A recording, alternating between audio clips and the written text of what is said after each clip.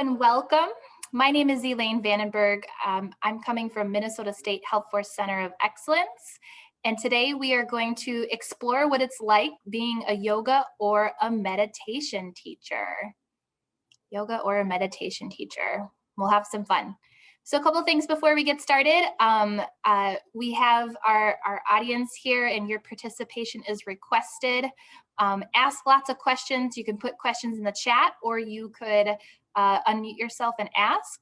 Know that we're all here to learn. I am a certified yoga instructor and I teach yoga and meditation classes, but there are some questions that I don't know and some things that I might know. So just know that we're all here to learn and, you know, maybe you bring some experience to the table too. And then feel free to take notes. I'll give you some great websites to check out. You're also welcome to take some notes as well. A little bit more about my background is, let's see here. I started practicing yoga maybe in about 2006. And I was in college at the time. And I came to yoga as kind of a way to maintain my physical fitness. And what quickly became my way to maintain physical fitness turned into a huge stress relief. And so since I started taking yoga in 2016, I've been practicing yoga off and on, you know, throughout those, what is that now, 15 years? And then I wanted to grow my practice a little bit more. And so I jumped into teacher training and that was so much fun. And I've been a yoga certified teacher training for about 6 going on 7 years.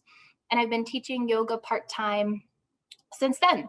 And so my full-time job is with HealthForce Minnesota. I work in the healthcare industry. It's interesting that there's a lot of commonalities with people who work in the healthcare industry and people who are yoga and meditation leaders and teachers. And another thing that I might add is I teach a couple different kinds of yoga. So I teach hot yoga, which is done in a hot room. I teach a vinyasa yoga, which is like moving and breathing. I teach hatha yoga, as well as some meditation techniques. What else a little bit about me? So I guess I'm really excited to I didn't really know growing up, especially in high school, what yoga teachers did. I remember doing a presentation on it in high school and I was like, oh, it's stretching, which it is, but there's a lot more to that, right? And so I'm just really excited to answer questions and kind of talk about the big and growing field of the fitness, wellness, and yoga industry. Also, I might mention that I also run a wellness organization. So we, as part of the wellness organization, we do yoga, coaching, and we plan wellness and yoga retreats. And that's been a really fun part of my job. A majority of our clients right now are apartment buildings. So they hire us to come in and go teach for their residents that live in their apartment buildings. That's been fun. We've also, get hired to teach various groups, whether it's, a group of family members, or, we've even taught at, bridal showers and different things like that. So that's kind of the wellness side of the yoga business, if you will. One thing I forgot to mention is I also teach, when you go to college or even when you go to high school for that matter, sometimes you take a physical education class, like a Phi Ed class. And I also teach a 1-credit physical education class for college students. And the question that you just asked right now is, how do I go from being a beginner to what I see out in social media, is a very common question. So I'm also going to talk about that. Thank you. So here's kind of how we're going to cover that stuff. I'm going to share a little bit. This first one we've already done, so we can kind of check that one off. We're going to do an overview of yoga, and I wrote down some of your questions, Nick. And then also a lot of people do have questions about, like, how do I make this work? What do yoga instructors make? What does a typical day look like? And then how to get started, how to get certified, how to go from there. And then we'll have some time for takeaways and questions. All right. I like to start talking about yoga, at least in this particular sense, when we have a little bit more time to dive into it, is like, what is yoga? So the word yoga comes from the Sanskrit word yuj. And feel free to say it with your mic on, or your mic off, excuse me, because it's kind of a fun one to say. That one yuj. So kind of at home, no one can hear you. You might sound a little, you might feel like you sound silly, but it comes from the fun word yuj. I think that's a fun word to say. And yuj means to yoke, to bind, to connect, or to unite. And so when you think about to yoke or to bind, to connect, to unite, that could be many things. And there are many things in terms of interpretation of what yoga is. So yoga could be a connection of mind, body, and spirit. Kind of like what we were talking before about it's more than the physical practice. It's also kind of that mental concentration and presence. To connect or to bind could also be referring to your breath and your movement. So a lot of times in yoga, we'll do inhale, do one action or one pose, and then exhale into the next action or to the next pose. And so that could be, for example, inhale, raised hands pose, reach your arms high. Exhale, hands to heart center, equal standing pose as you exhale. And then you could do it again, linking breath to movement. There's also this aspect of something bigger too, that when you practice yoga, you've been, you're maybe practicing in a group, with your community, whether it's an online community or an in-person community, connecting that way. So there's many ways to interpret like what is yoga. I always think it's important, especially people who are new to yoga, to share a little bit more about where it came from, because I think this part is a little bit nebulous. And this is just a very broad overview. So an Indian sage named Patanjali is believed to have collated the practice of yoga into the Yoga Sutra. So the Yoga Sutras is a collection of writings or books, if you will, and it's estimated to be over 2,000 years. That was 2,000 years ago. So it's a very old practice, very old philosophy. The sutra, which are that collection of writings or the collection of kind of books, it's 195 statements that serve as a philosophical guidebook for most of the yoga that is practiced today. So it also outlines what's called the 8 limbs of yoga. And there's 8 of them. Whoops, there's 8 of them.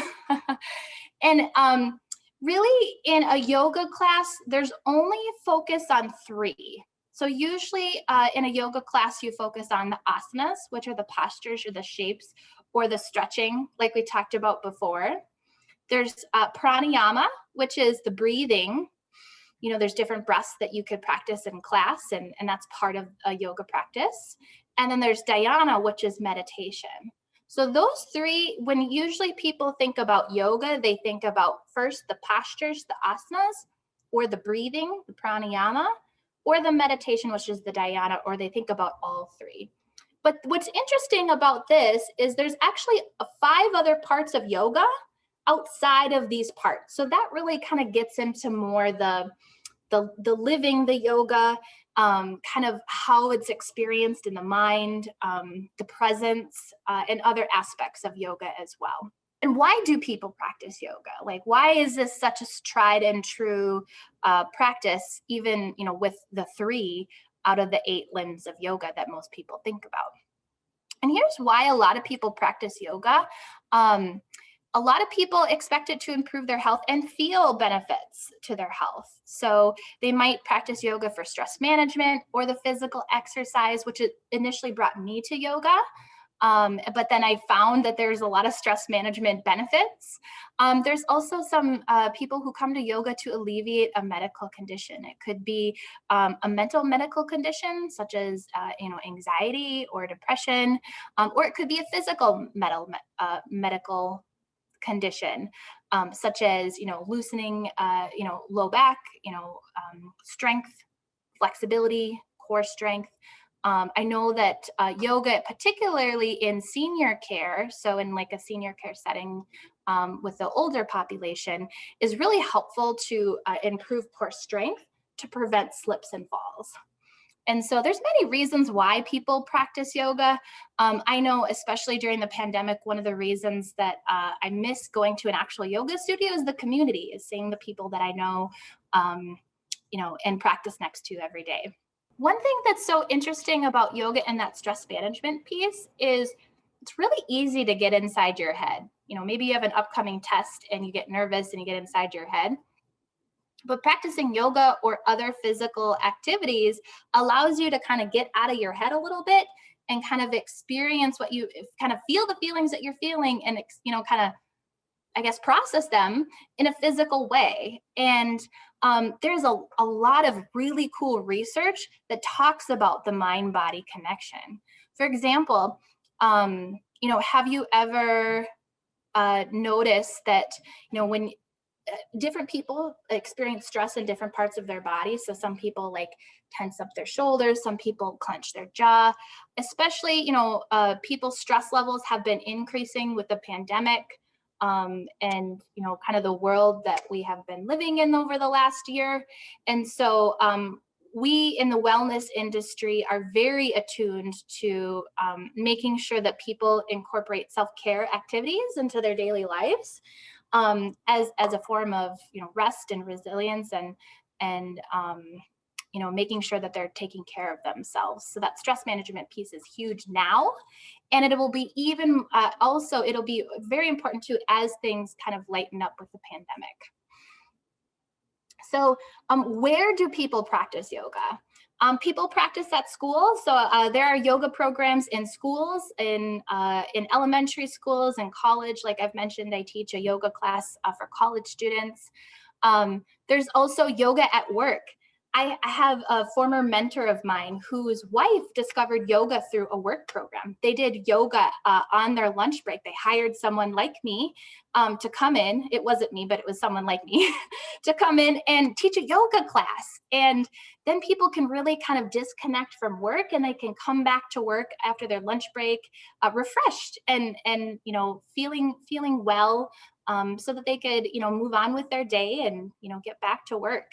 So work is a really popular one. This, I would say, is one of the bigger areas of growth in the yoga world. People do yoga where they live. So like dorms, if you go to college, or apartment buildings, like I mentioned, that our wellness company teaches at. How awesome is it that you don't have to leave to go take a fitness class? You could take that in your building. Also, people do yoga where they live at their house. They could either do yoga on their own, maybe by reading a book and learning a sequence. Otherwise, there's a lot of great YouTube videos where you could practice yoga. There's one yoga YouTube video person. Her name's Yoga with Adriene. And I want to say she has I'll fact check this later, but I want to say she has 9 million followers. These really great sequences, they're free, that you can kind of follow along with in kind of the comfort of your own home. There's also lots of other yoga instructors in addition to Yoga with Adriene. She just happens to be the most popular and one that I personally really like. So really you could practice yoga wherever. We also are seeing an increase of people doing yoga on vacation. So for example, if I want to travel somewhere, I might email the hotel and say, hey, I'm certified in yoga. Could you use a yoga instructor for these days? And sometimes we get discounts off of our room rate. Sometimes I get free spa services, sometimes free meals, different things like that. And there are other websites where you could work while traveling and teaching yoga too, and make it kind of more of a full-time thing. So there's a lot of yoga offered at different vacation. There's also what's really becoming popular is yoga retreats. So people can go to a place where they might be supported in their meditation and their yoga journey. Also, like I mentioned before, there's other gatherings where people practice yoga. I have taught yoga for bridal showers or other celebrations of life, for example. So there's lots of ways that people practice yoga. And when I say yoga in this sense, I'm talking about kind of what people think about yoga in terms of the breath, the movement, or the postures and the meditation. Here are different jobs that people that are kind of common in the yoga and the wellness industry. Of course, a yoga or a meditation teacher, you could teach in private or in group settings, or you could do both. We have a lot of yoga instructors that do both. A studio manager, you can run a yoga studio and help with the scheduling and the marketing and the budgeting. Also, along those same lines, a studio owner, even with both of these things, there's a lot. If you go into a yoga studio, there might be other things that they offer. So maybe it's a yoga studio with massage, or maybe it's a yoga studio with, retail, right? With wellness, things to support your wellness, such as, I don't know, like, herbs or supplements, or, different yoga products, yoga mats, different things like that. Another cool job in the yoga and wellness industry is a wellness coordinator. So lots of different places have wellness coordinators. You could be a wellness coordinator for a business or an organization. There are large organizations where your job is to focus on employee wellness for the employees that work there. So maybe you might organize yoga studios, like the yoga, the person who had yoga come to their work. And maybe you organize different, lunch and learn sessions about nutrition. So you could do for a business or an organization. There's also places like wellness coordinators at senior living communities, where maybe they do chair yoga, or maybe they organize different wellness activities for the residents. Also, there are wellness coordinators for retreats and vacations as well, kind of like we mentioned before. Another cool part of yoga is a yoga therapist. So similar to how you might go to a therapist, there are some modalities of healing that work with yoga, right? So there's a lot of research, especially new research, being done about how we hold stress and how we hold trauma in the body, and that one of the ways to heal and one of the ways to work through that stress and that trauma is by working through the physical body in various forms. And so there's a lot of interesting, neat studies that have been done about yoga, kind of the mind-body connection. The one that I'm thinking of offhand is there's a YouTube video by Dr. Amy Cuddy. She talks about how when you take different stances with your body, so like, let's just, put your hands on your hips, for example, and you breathe like this, or you could do your arms out like this. This is called a power posture. And Dr. Amy Cuddy studied animals in nature, and how doing postures like this, where you're more open through your kind of your front line of your body, change the physiological responses in your body. You're more confident. In an animal setting or in the animal kingdom, postures like this kind of get their biological responses to perhaps confront another animal if they might need. But power postures are really interesting. If you're just kind of curious about the mind-body connection, Google Dr. Amy Cuddy power postures. Try some power postures on your own, and then see how you feel afterwards. It's kind of miraculous. So that's all to say that there is definitely a connection between mind and body, and some forms of therapy look to yoga to help with that healing and that self-care process. There's also wellness products. There's so many wellness products out there designed to support people's health, vitality, and well-being. So I know lots of people who are involved in, wellness design, sales, and marketing when it comes to kind of this entire industry. Also, there's a huge, especially during the pandemic, a huge increase in wellness, health coaches and nutrition coaches. So maybe you work for an insurance provider to offer these services. Maybe you work for an employee assistance program that offers these services, or there's lots of different, apps on your phone that employ lots of people that help in this area. So there's lots of variety. I think a lot of times when people think yoga, you think just the yoga teachers and instructors, and there are a lot of people who do that, and I do that. That's great, but there's a lot more to that as well. Okay, salary and education information. So one of the best tools that I think that I can provide to people is this Minnesota State CareerWise website. And I recommend this website no matter if you're looking at the yoga and wellness industry or healthcare or manufacturing or IT. It is a fabulous, fabulous website. And I'll walk you through real quick. So here is one of my favorite websites to share with individuals when they're exploring careers. So if you go to this browse career cluster, it gives you a lot of information. So here are different career clusters that you can check into.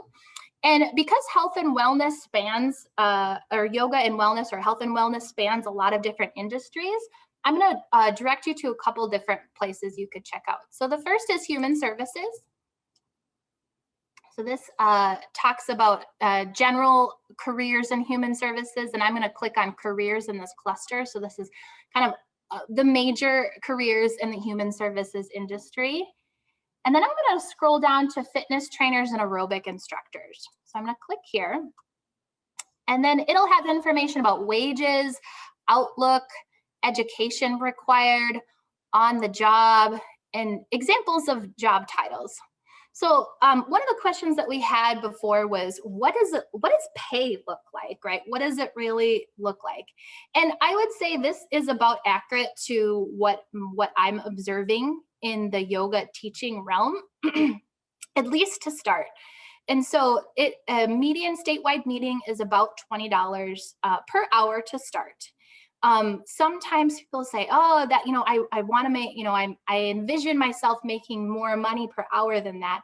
And that's totally fine. And that's a great goal. I think that one thing that is interesting about yoga instructors is a lot of people start off in teaching yoga because they enjoy practicing yoga so much. So then they maybe go get their yoga teacher certification, and then they might teach on the side. And maybe they do start out down at the $20 per hour range. And maybe they increase their rates after they get a following, or maybe they increase their rates for private classes like I do with the apartment buildings that I teach at. And so I would say definitely one thing to consider is that many yoga instructors are part-time and have other sources of income or other jobs until they get to the level where they might want to be able to do it full time and be able to get that higher rate. Another thing that I might say is that there's a lot of people who do yoga, who teach yoga, who are going to school. So a lot of my colleagues, when I was going to yoga teacher training, got their yoga teacher training certificate because it was something they could get in a short amount of time.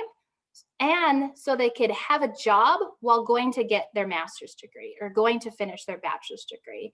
So this offered a really great way for them to earn an above minimum wage earning while going to school. So that's something that I thought was kind of interesting when I think about my colleagues. So keep in mind that this is just kind of that first category of fitness instructors.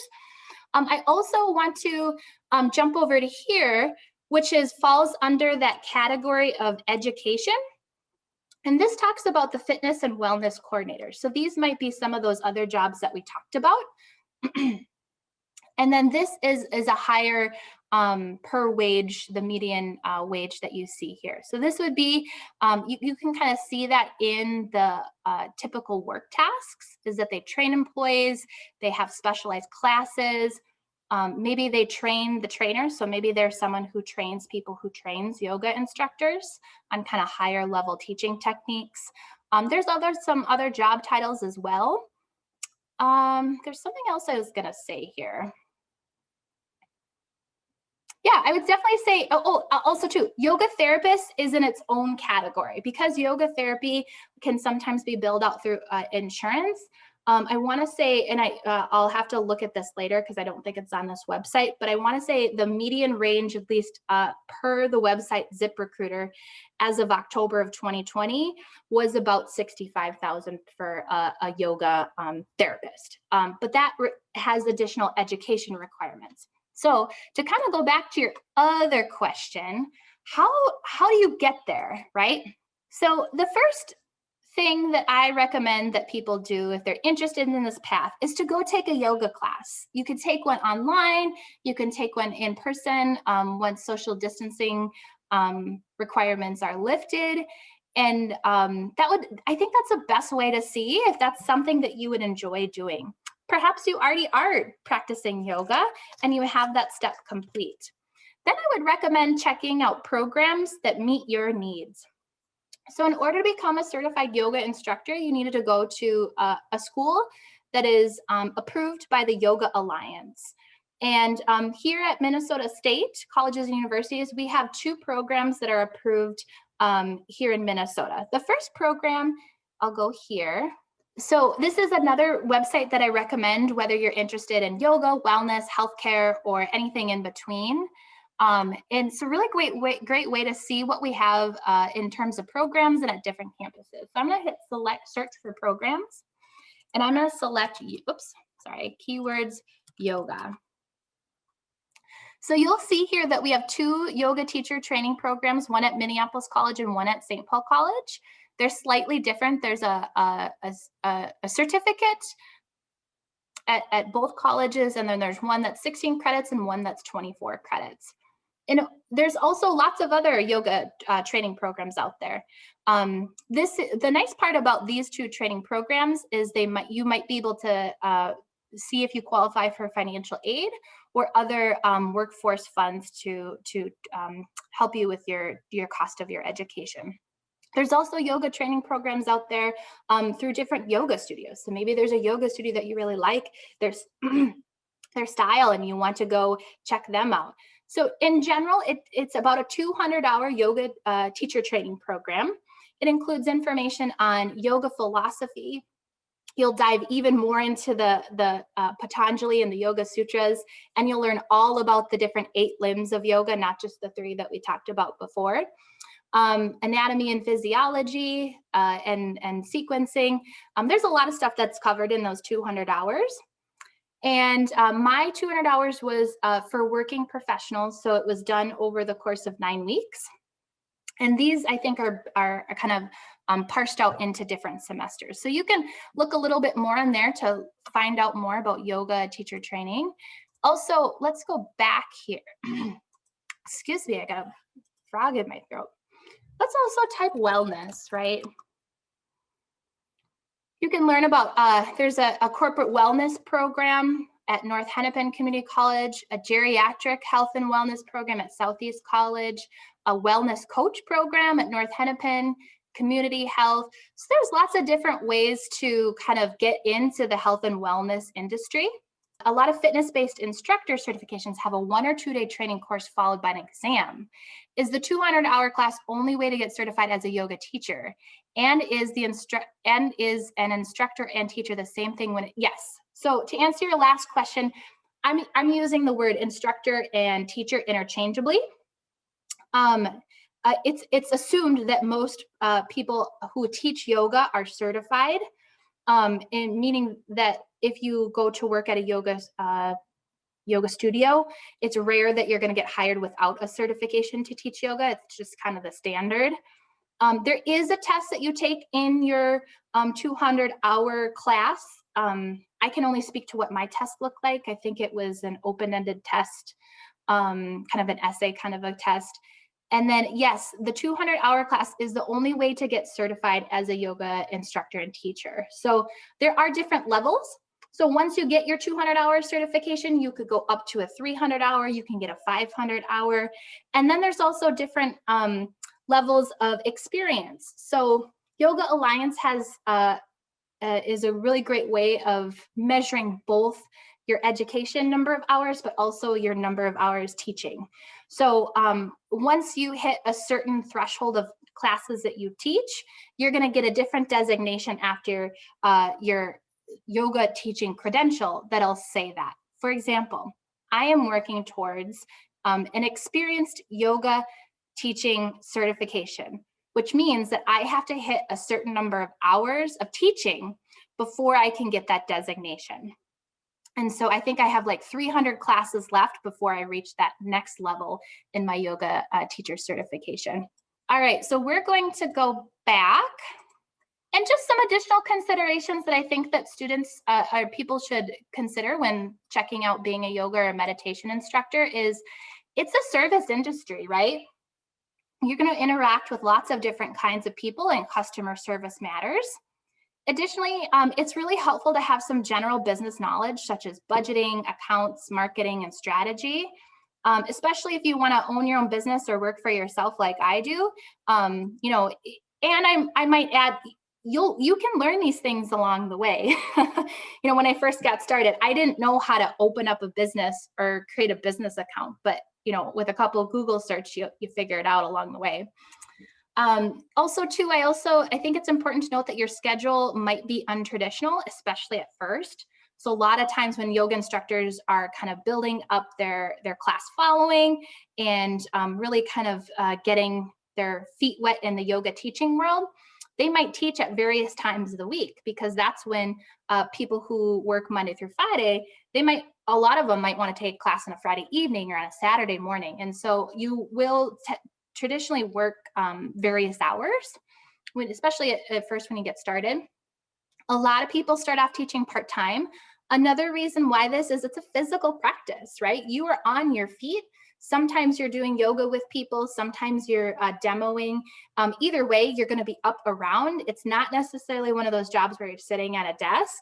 And so it's important to keep that in mind too when you're thinking about where you see yourself. Do you want to be a part-time yoga instructor or full-time?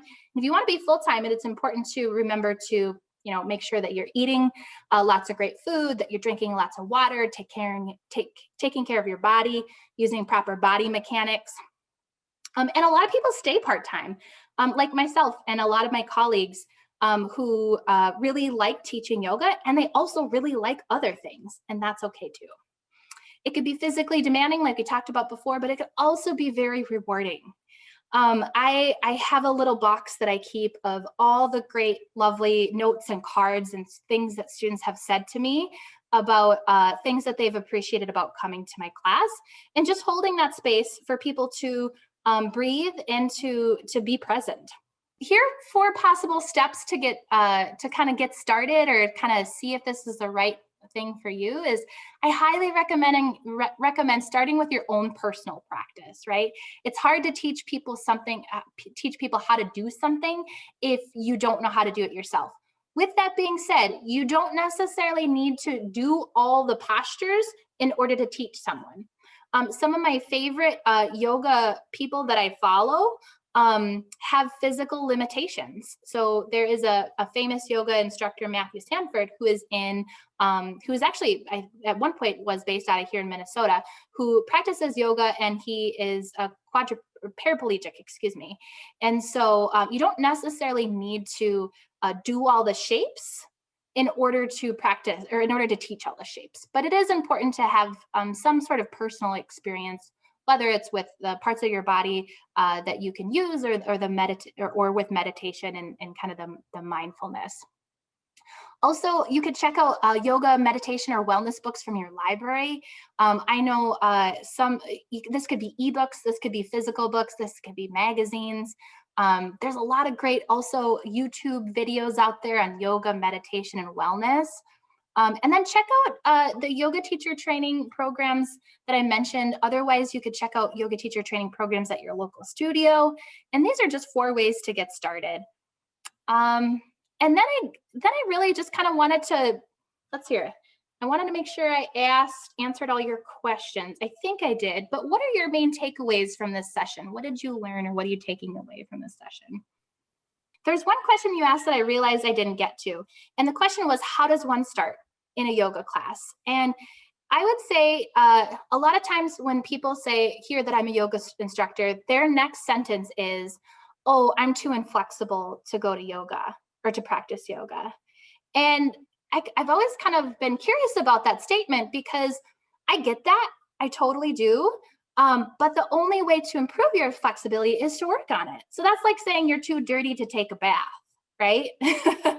And so So the thing is that certainly your first couple yoga classes, you might there might be some postures that you're like, oh, I don't know what that posture was, or you might feel like, oh, but the thing is, it's repetition. So maybe you go and you do the postures, and the instructor, if it's a good one, will walk you through and give you verbal cues or show you how the postures are done, or you can kind of peek at your classmates. Or if you're doing yoga at home, you could pause the video and really kind of break down the posture. But it's one of those things where a lot of times people are like, oh, that was a lot of information, but I feel great. And then they go to another class and then they learn a little bit more. And then they go to another class and then they learn a little bit more. And then all of a sudden they know the names, the Sanskrit names of the postures. They, can kind of feel the different energetic levels of the postures.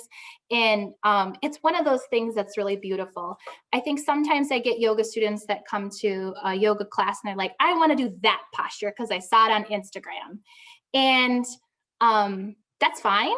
And there are some really cool postures that look interesting and look kind of fun to take pictures of, right?